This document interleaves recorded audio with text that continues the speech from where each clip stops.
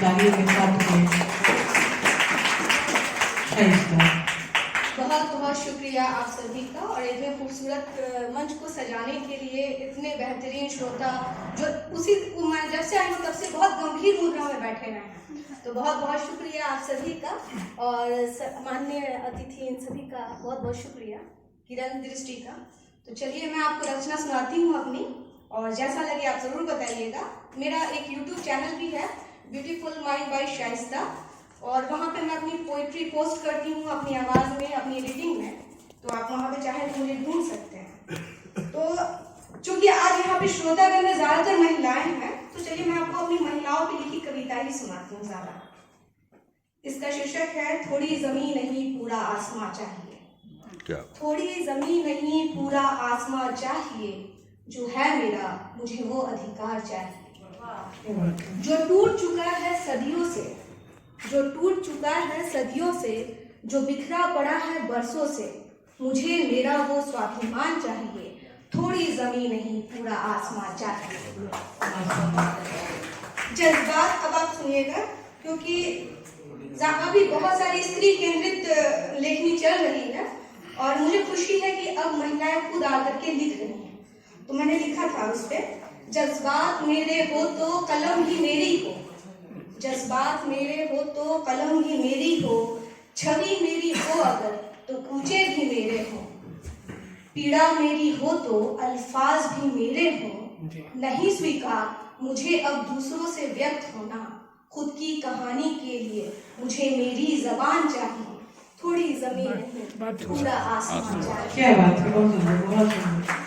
अभी कुछ दिन पहले ये मुद्दा बहुत गर्म था कि औरतें क्या पहनेंगी और क्या नहीं पहनेंगी, तो मैंने उस पर भी लिखा था इसी में, मेरे बदन पे कैसा लिबास होगा, मेरे बदन पे कैसा लिबास होगा, मेरी पसंद में अब क्या शुमार होगा, अच्छे या बुरे तजुर्बे जब मेरे होंगे, मेरी जिंदगी पर फिर मेरा ही अख्तियार होगा, मुझे मेरे होने का गुमान चाहिए। थोड़ी जमीन नहीं पूरा आसमान चाहिए। एक मैं आपको और सुनाती हूँ, कुछ अलग है, और ये है हमें और अभिभावकों की जरूरत नहीं है। शीर्षक जिस तरह से लगता है, अगर आप पूरा जानिए तो आप समझ पाइएगा कि मैं क्या कहना चाह रही हूँ। क्या है ना कि लैंगिक समानता स्थापित करने के लिए घर से ही जरूरत होती है, माँ बाप के परिवेश में ही बच्चे बड़े होते हैं, तो वहीं से शुरुआत होनी चाहिए। मैंने लिखा था, कई लोग मुझसे पूछते हैं कि आपके घर में लैंगिक समानता नहीं है या स्थापित है क्या। मैंने कहा कि डेमोक्रेसी मैंने बाद में जाना, मेरे पिताजी ने पहले से ही लोकतांत्रिक माहौल घर में बना दिया था, तो मुझे लगता है कि जो मुझे मिला वो दूसरों को भी मिला। तो ये सुनिएगा, माँ की कोख से निकले संग संग खेले संग संग बड़े हुए, माँ की कोख से निकले संग संग खेले संग संग बड़े हुए, लड़ते रहे झगड़ते रहे भाई बहन के रूप में हम साथ साथ पलते रहे। जब बड़े हुए तो दीदी दोस्त बनी, जब बड़े हुए तो दीदी दोस्त बनी, पर भैया कुछ सख्त नजर आने लगा, नहीं स्वीकार थी खुद की बराबरी हमसे, वह खुद को अभिभावक समझने लगा। समय बदला और बड़े हुए तो जाना यह कैसे मुमकिन है, जब संग संग खेले और बड़े हुए थे, समय के साथ फिर हमारे संग क्यों ये भेद रहे थे। वह दोस्त बन सकता था मेरा या बड़ा भाई, पर अभिभावक तो माता पिता हैं मेरे। मैं लड़की हूँ इसलिए शायद यह विचार आया होगा, उसके मस्तिष्क में समाज ने यह बिठाया होगा, है पुरुष अगर वह तो लैंगिक श्रेष्ठता का अधिकारी है, उसकी बात सदियों से ही हम महिलाओं पे भारी है। यह आम रिवाज है लड़कियों के लिए, भाई छोटा हो या बड़ा उसका अभिभावक बन जाना, हुक्म चलाना बहनों पर और उनका भाग्य सुनिश्चित करना। हम सदियों से ही इस दुनियावी जाल में फंसते आए हैं, जीवन के हर मोड़ पर नए अभिभावक करते आए हैं।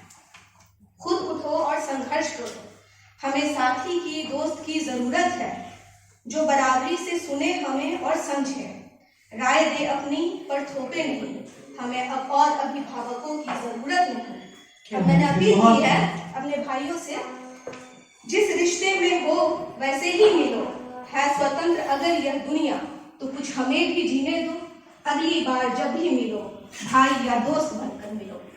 तो ये मैंने अभिभावक जो एक होता है नेचुरल प्रोसेस होता है कि भाई लड़की भाई बड़ा हो या छोटा उसका गार्जियन बन जाना, तो मैंने उस पर ये लिखी थी। अभी एक मुद्दा हमारे समाज में बहुत गहरा गया है, वो है आत्महत्या का, सुसाइडल टेंडेंसी। तो मैंने उस पर लिखा,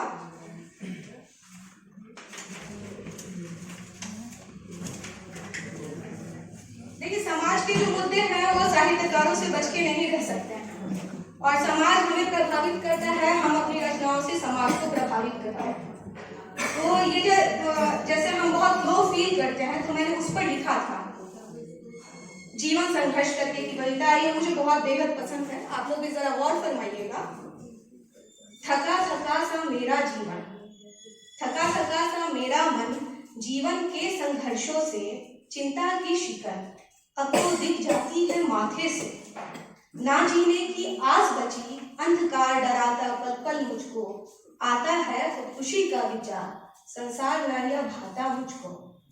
जो चाहा था वह ना पाया, जीती जिसमें वह रास न आया, यह जीवन फिर कैसा जीवन, लगता है अंत समीप हो आया। खुदकुशी के इस प्रयास में रोज नापा करती हूँ मैं, छत से भूतल की ऊंचाई। तभी नगमे उड़ते फिरते दिख जाते हैं पंछी मुझको, तभी नगमे उड़ते फिरते दिख जाते हैं पंछी मुझको। छोटे छोटे पंखों से संघर्ष करते वह कैसे हवा में उड़ जाते हैं, दिन भर दानों की खोज में। कभी जो मौसम सख्त हुआ तो पेड़ की छांवों की खोज में, तिनके मुंह में चुन चुन कर वह जो अपना घर बनाते, कभी हवाओं से कभी इंसानों से, अक्सर उनके घोंसले टूट जाते हैं। रोज की समस्याओं से, जीवन की क्रूर सत्यताओं से वह कब डगमगाते हैं, मैंने कब देखा है उनको, वह पेड़ों से टंगकर मर जाते हैं। छोटी चिड़िया कहकर उड़ जाती है, सबको जाना जब यहाँ से, तब तुझे क्यों इतनी जल्दी है। देख मुझे, मैं तुझसे कितनी नन्ही हूँ, तू सबके बीच में रहकर तन्हा तन्हा सी रहती है। मुझको देख, मैं अकेले इस नभ में उड़ती फिरती हूँ। काले बादल डराते मुझको, सर्द गर्म हवा तोड़ देती देह को, तेज कड़कती बिजलियों से मैं सहम सहम सी जाती हूँ। ना घर मेरा पक्का है, ना खाना पक्का मेरा, फिर भी पूरा जीती इसको, यह नभी तो जीवन मेरा। मैं चिंताएं छोड़ इसकी बाधाओं की, इस नभ में मगर उड़ जाती हूँ। वह कहती है जीवन असुरक्षा से घिरा, वह कहती है जीवन असुरक्षा से घिरा, तू पंख फैला अपने हौसलों की, आनंद तो बस उड़ जाने में है। थका थका सा मेरा ये मन, जीवन के संघर्षों से, अब देख इस नन्ही चिड़िया को भर जाता है उमंगों से, हौसलों से। बहुत सुंदर, बहुत सुंदर। अच्छा, अब एक प्रेम पे भी सुना देना। मेरे दोस्त सब सारे बोलते हैं कि तुम प्रेम पे बहुत कम लिखती हो, तो मैंने प्रेम पर लिखा है। लोग कहते हैं कि प्रेम समय के साथ, बस एक ये लास्ट कविता मैं सुना के जा रही हूँ। जी स्वागत। लास्ट मत कहो, सुना दो। हाँ, ये प्रेम का दौर जो है हर युग में अलग अलग होता है, सबकी अपनी जटिलताएं होती हैं। तो मैंने जो लिखा था ये हमारी जनरेशन के लिए है, आप लोग भी जरा सा गौर फरमाइएगा कि क्या कॉम्प्लिकेशन आज के दौर में हमें देखना पड़ता है। आसान नहीं समझ पाना, गिरते हुए उठ जाना, पाकर सब खो देना, खोकर सब पा लेना, कभी यूं भी मुस्कुरा देना, आसान नहीं उससे प्रेम कर लेना।